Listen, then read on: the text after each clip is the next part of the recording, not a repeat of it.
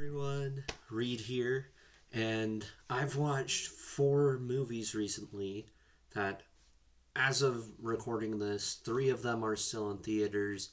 The other one might still be in theaters in your area, it might not, but I'd like to talk about them and share my thoughts. Before we get started, there is a spoiler warning in effect. I'm not going to actively tell spoilers, but something might slip. You might be able to piece things together. So if you're going through with this, with watching this, just know there's a good chance that you will hear something that might lead to piecing together important plot points in the films. That being said, I want to make two more things very clear. First, I'm going to go in order of most family friendly to least family friendly. Um, and the last two are kind of equal in some ways, unequal in others. And then my last thing that I want to make clear, I've actually enjoyed all four of the films that I'm going to talk about, and I highly recommend them if you feel interested in them. All right, let's dive into it. All right, so Inside Out 2 is the first film I want to talk about because it's the most friendly film in the list of four films that I have right now, and it is great. Like, it captured the essence of the original, it's very psychologically accurate. Like, they just did a great job. I have some issues with the marketing. I won't go into that because that might go into spoiler territory. But yeah, like it's a really good film. I'm not a huge fan of the plot. So basically, Riley's just at hockey camp the entire film, which in of itself, like yes, it helps further along what they're doing with the emotions, but it honestly isn't the most interesting thing they could have done. Like that's my biggest complaint is the hockey camp story was fine.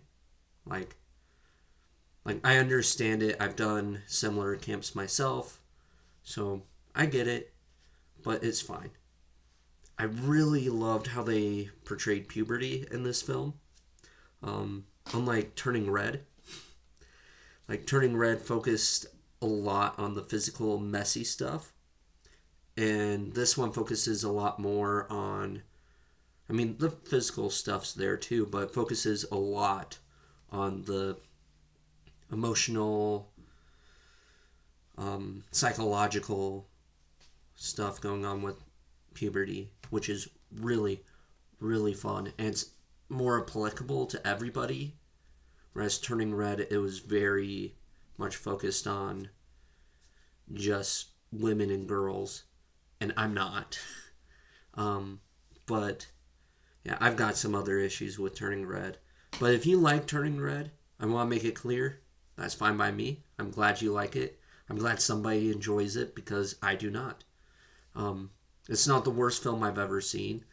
That's a different film that I don't want to talk about. But Turning Red is probably my least favorite Pixar film, which is sad because like Pixar usually does a really good job. Even Cars 2, I feel like is better than Turning Red. And yeah, I probably just made people angry, but like Cars 2 is at least funny. Like actually funny. Is it a dumb movie? Yeah. It doesn't really do much for the world or the plot or anything, but or the characters. But it's fun. I enjoyed it. Like it's funny. Anyways, enough about Pixar. The next film is actually a live action Pixar called If. So if you haven't seen this, it's about imaginary friends, and it's written by and directed by John Krasinski, who did A Quiet Place, and it's pretty good. Like his goal was to make a live action Pixar film, and personally, I feel like he did a good job. Like there are some things that aren't quite right. Like I would change the order of events slightly, and that would make things a lot better. Um, but like it's overall, it's a really cute film.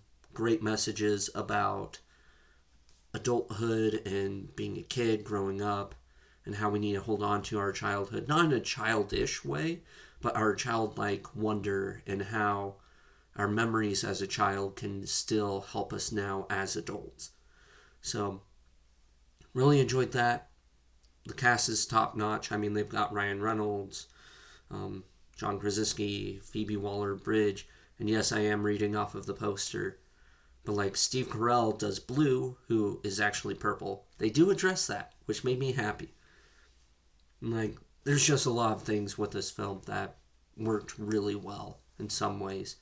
I have one really big question that they don't answer, and yeah, I don't know if I'll share that because it kind of goes into spoiler territory. But yeah, there's one big thing that they don't give any answer on. I doubt they're going to do a sequel. I mean, they could. It wouldn't be the first time, but I don't think they will. Um, then, last but not least, there's a lot of twists and turns. Most of them I saw coming, either like the scene before they revealed it or the scene of, but right before they showed it. But they're really good twists. There was one that got me, and I didn't see coming at all. Um, but yeah, as far as the film as a whole goes, it's really good. There is an end credit scene for Louis Gossett Jr., who passed away recently. He plays the bear that's down that left hand corner of the screen. But yeah, they do a little memorial to him in one of the post credit scenes. So it's really sweet, really cute. Like, not the best film I've ever watched, but it's fun. I enjoyed it. I think you can watch it with your kids and they'd love it. Okay, A Quiet Place Day 1. I literally just watched this today as of recording this. And, oh, it is so good. It is the scariest out of the three A Quiet Place films. There's a lot more blood than the others, but in a different way. Like with the others, you see someone get injured, and like the blood actively comes from their body. This one is more like there's a lot of blood everywhere, which I appreciate because there's hundreds, maybe even thousands of people dying in this film. I'm glad that they didn't show every single one because that get long and boring and not meaningful. My biggest worry with this film was in A Quiet Place 2. We hear about these boats in New York City that came in to rescue people, but people were selfish and mean, and they got loud and fought each other for a place on the boat.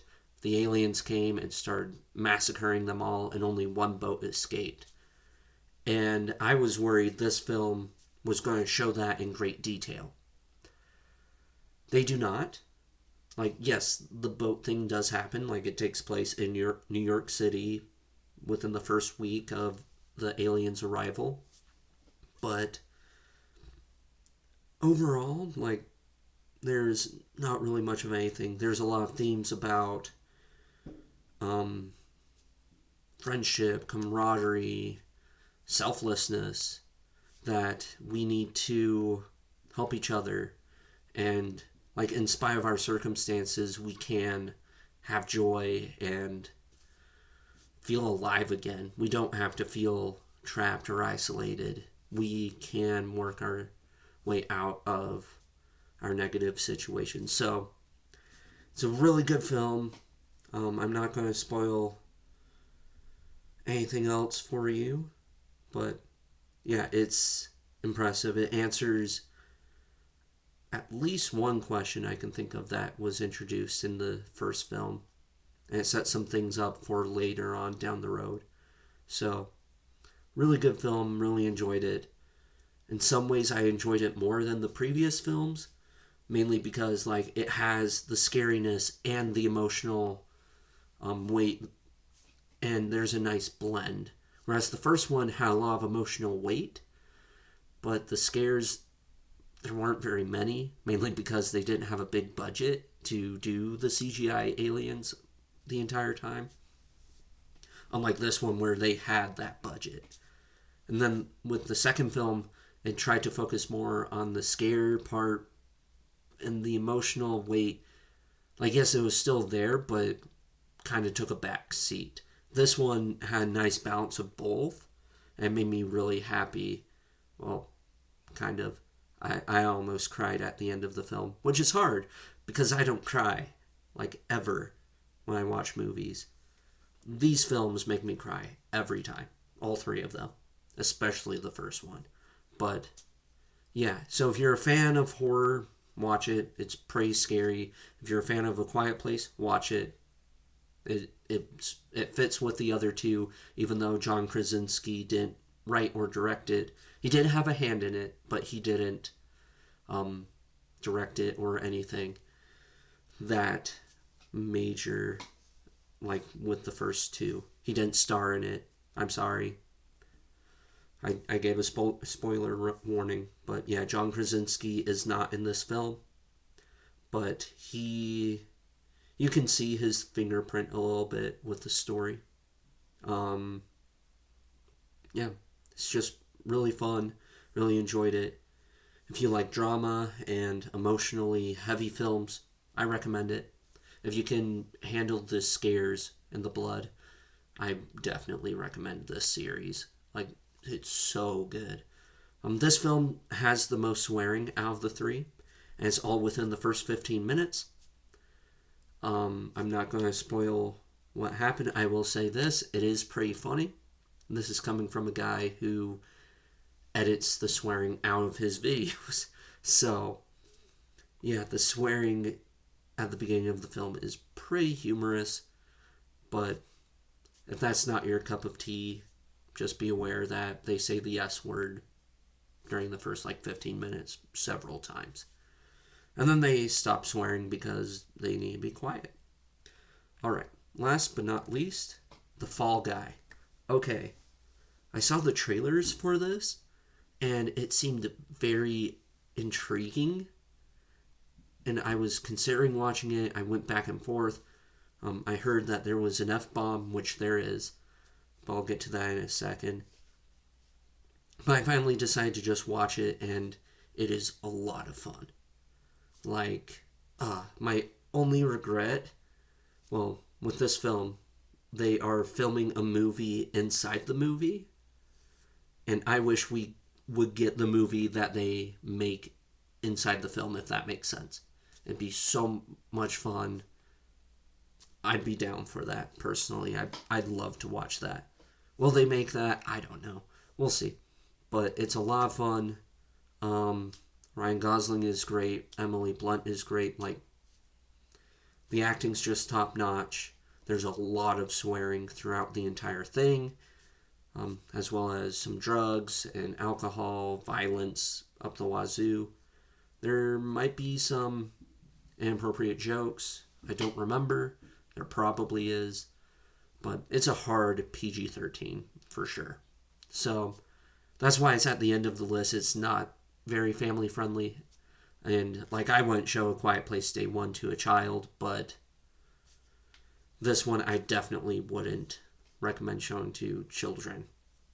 But it's really good, really fun. If you're a fan of the Fast and Furious franchise, you'll love it. Yeah, if you like action, adventure, romance, etc., it's really good. A lot of fun. There's just one F bomb near the end that honestly isn't necessary, but they have it. So if you aren't a fan of that, just be aware that's in there. So maybe you want to watch it edited or something. As far as blood and gore goes, there's really not anything that I can think of. There might be something that I'm not remembering, but yeah, overall it's really fun, really good. If you're a fan of special effects and stunts, this is the film for you. It is amazing. Like, the stunts and special effects are A, insane, and then B, they do they show you how some of them are done in the real movies, which is really fun. And if you know a lot about special effects and stunts, it gets pretty cool. It's really fun. All right, let me know down in the comments what you think of those movies, if you've seen them. If you haven't seen them, let me know why. And yeah, I personally think they're really good, that you would really enjoy them if they are your cup of tea. Like, even if you're not a fan of children's movies, highly recommend Inside Out 2. Um, if you're a child, sorry, I would not recommend anything above If. If also does have some swearing, but it's very mild. It's a children's show. Like, if you've seen The Incredibles, it's about the same. Um, yeah, but I highly recommend those films. Hope you enjoy them. Let me know in the comments if you want to see more videos like this, or if you would like to see something different. I have some different things planned. We're running into I'm running into some technical difficulties with that, so stay tuned. Hopefully I'll figure things out, and remember to lend a hand to those who need it. Bye.